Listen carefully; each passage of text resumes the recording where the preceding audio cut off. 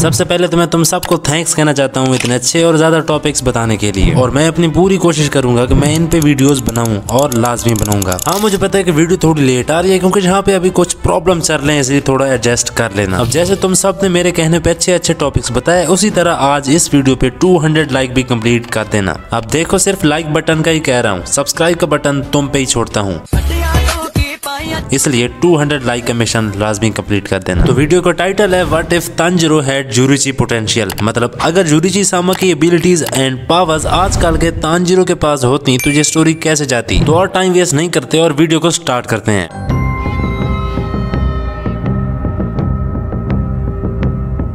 तो हमारे जुरिची के पास वो चीजें थी जो कि बहुत कम ही लोगों के पास आती हैं, जिसमें transparent world, selfless state, awaken mark और bright red nichirin blade. Although original series में हमारे तांजिरो के पास भी ये सारी चीजें आ जाती हैं, लेकिन आहिस्ता आहिस्ता। लेकिन इस वीडियो में तांजिरो बॉर्न होगा इन सारी चीजों के साथ ही। सबसे पहले उसके सर पर ये मार्क देकर इर्द गिर्द के लोग ये सोचेंगे कि ये कौन से निशान के साथ पैदा हो गया, लेकिन उन्हें नहीं पता कि यही निशान आगे जाकर इन्हीं की लाइफ को बचाने वाला है। और इस बार क्योंकि तांजिरो बिल्कुल जुरिची की पावर्स एंड एबिलिटीज रखने वाला है, तो वो बिहेव भी वैसा ही करेगा, जस्ट लाइक जुरिची। तांजिरो जब सुबह अगर अपनी फैमिली को डेड पड़ा वो देखेगा तो वो एकदम से ट्रॉमेटाइज हो जाएगा, लेकिन उसी वक्त वो अपनी डीमन सिस्टर को देखकर उसे हॉस्पिटल ले जाने का फैसला भी करेगा। लेकिन रास्ते पे ही डीमन नेज़को जाग जाती है और तांजिरो पर हमला कर देती है, लेकिन तांजिरो उसे एक ही सेकंड में अनकॉन्शियस कर देता है। उधर से नेज़को को मारने के लिए ऊपर से ग्यू भी आ जाता है, लेकिन तांजिरो ग्यू के अटैक को भी संभाल लेता है और नेज़को को भी बचा लेता है। और ग्यू ये देखकर हैरान होता है कि इसने एक वेल ट्रेन्ड हशीरा का अटैक डॉज नहीं किया बल्कि रोक लिया है। ये देखकर ग्यू नेज़को को तो बिल्कुल भूल ही जाता है और सीधा सीधा तांजिरो पे आ जाता है और कहता है कि मैंने आज तक इतना स्ट्रॉन्ग लड़का नहीं देखा जो कि एक हशीरा का अटैक रोक सकता, और वो भी इतनी उम्र में। और उससे पूछता है कि तुम कौन हो और ये डीमन तुम्हारे साथ क्या कर रही है। तांजिरो से सारा कुछ बताता है, लेकिन ग्यू फिर भी यकीन नहीं करता। थोड़ी देर बाद जब नेज़को उठती है और उठने के बाद वो उन पर अटैक नहीं करती, तब ग्यू को भी यकीन हो जाता है कि ये दोनों कोई आम बच्चे नहीं हैं। एक डीमन बनकर किसी को डैमेज नहीं करती और दूसरा तो अलग ही पावर लेके घूम रहा है, इसलिए ग्यू इन दोनों को रोकोताकी की तरफ भेज देता है। तांजिरो अपनी ट्रेनिंग बहुत जल्दी और आराम से ही कंप्लीट कर लेता है, और जिस बुल्डर को काटने में पूरे हफ्ते लग गए थे उसको अब तांजिरो 2-3 स्लैशेस में ही।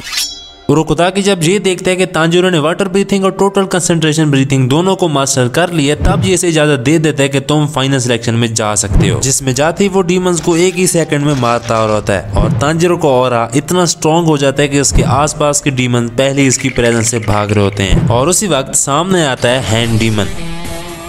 हैंड डीमन फॉक्स मास्क को देखकर फौरन उस पर अटैक करता है, लेकिन तांजिरो को इस बार उसके मसल की मूवमेंट वाज़ेह दिखाई दे रही होती हैं। इवन कि उसे हैंड डीमन के नेक्स्ट मूव का भी पता चल रहा होता है। हैंड डीमन जब उसकी मूवमेंट देखता है कि इसको तो मेरा एक भी अटैक नहीं लग रहा, तो वो गुस्से में आकर फाइनल मूव परफॉर्म करता है। लेकिन तांजिरो ठंडे दिमाग से ब्रीथ करता है और सीधा गले पे निशाना रखकर उसकी गर्दन काट देता है, जिसके बाद तांजिरो जाता है जहाँ पे और अपना इनाम लेकर वापस रोकोताकी के पास आ जाता है, जहाँ पे उसे मिलती है हागा नेज़को की तरफ से स्वॉर्ड, जो कि फौरन रेड हो जाती है जब तांजिरो से पकड़ता है। ये रेड ब्लेड देखकर हागा नेज़को फौरन ही समझ जाता है कि ये स्वॉर्ड कोई आम स्वॉर्ड नहीं है, बल्कि उस स्वॉर्ड से रिजेंबल करती है जो कि 500 साल पहले किसी लेजेंड के पास होती थी। इसके बाद तांजिरो को अपने कासुगा क्रो से बहुत सारे मिशन मिलने शुरू हो जाते हैं, और वो हर एक मिशन को बड़ी आसानी से क्रॉस करता जा रहा होता है। और तभी वो जाता है माउंटेन नाटागुमा पे, जहाँ पे होते हैं स्पाइडर डीमन, उनका डीमन फादर और लोअर मून 5 रुई, जिसको फेस करना इतना भी मुश्किल नहीं होता। तांजिरो रुई को मारने जा ही रहा होता है कि वहाँ पे डीमन फादर आ जाता है, जो कि उसे उठाकर दूर फेंक देता है। डीमन फादर तांजिरो पे दोबारा अटैक करता है, लेकिन तांजिरो उसके अटैक से पहले ही अपना मूव परफॉर्म कर चुका होता है,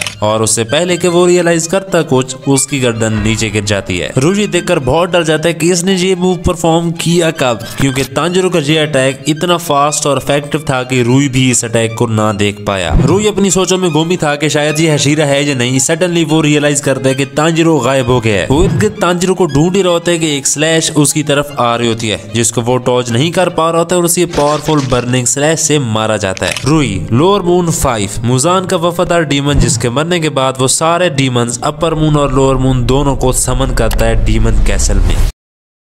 ओए मुजान, हमें यहाँ पे क्यों बुलाया? चुप कर बे, आधी से ज्यादा वीडियो देख ली और अभी तक चैनल को सब्सक्राइब नहीं किया, तो चलो अब सब्सक्राइब कर दो।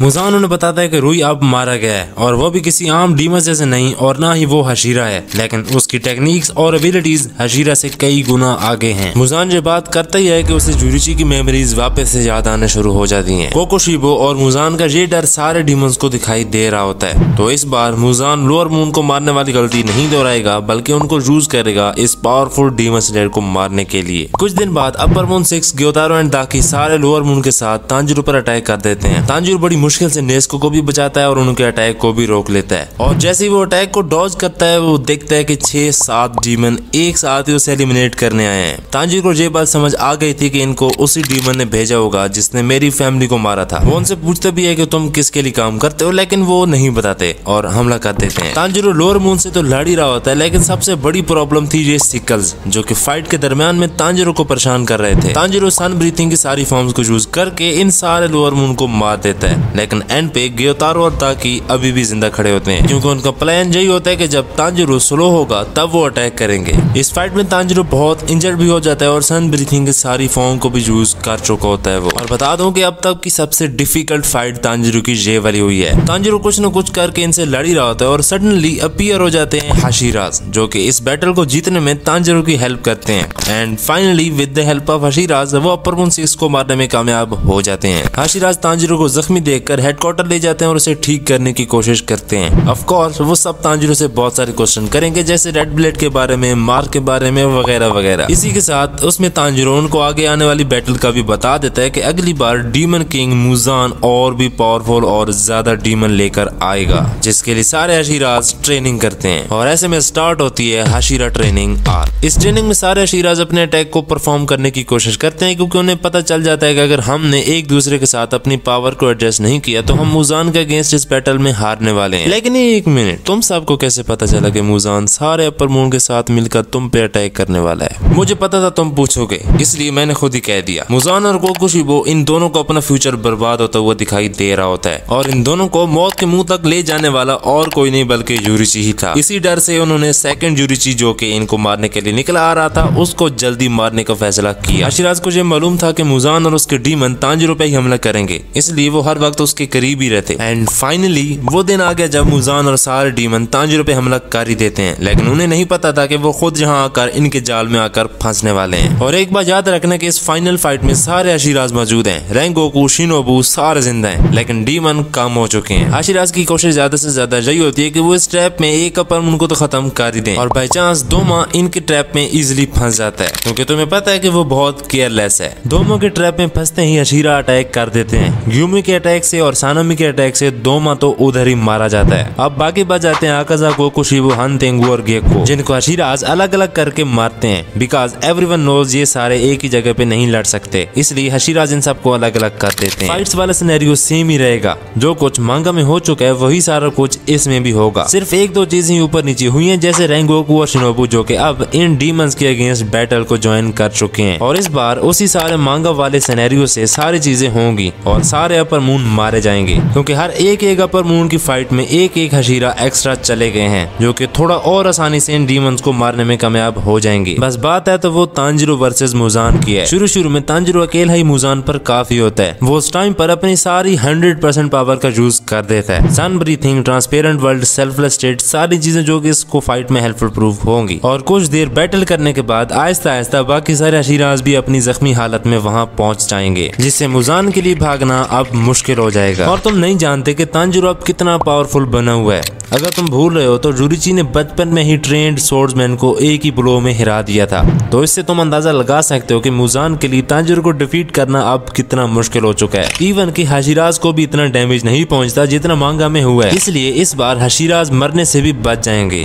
और मुजान को बहुत ही ड्रोनी और पेनफुल डेथ देते हैं। तो ये थी आज की वीडियो, जो कि 1 महीना बाद आ रही है, क्योंकि थोड़ी सी घर की शिफ्टिंग चल रही थी और पेपर्स भी चल रहे थे। तो अब तुम्हारा भाई बिल्कुल निकम्मा है, इसलिए अब यूट्यूब पे वीडियोस आती रहेंगी। Bye bye and subscribe.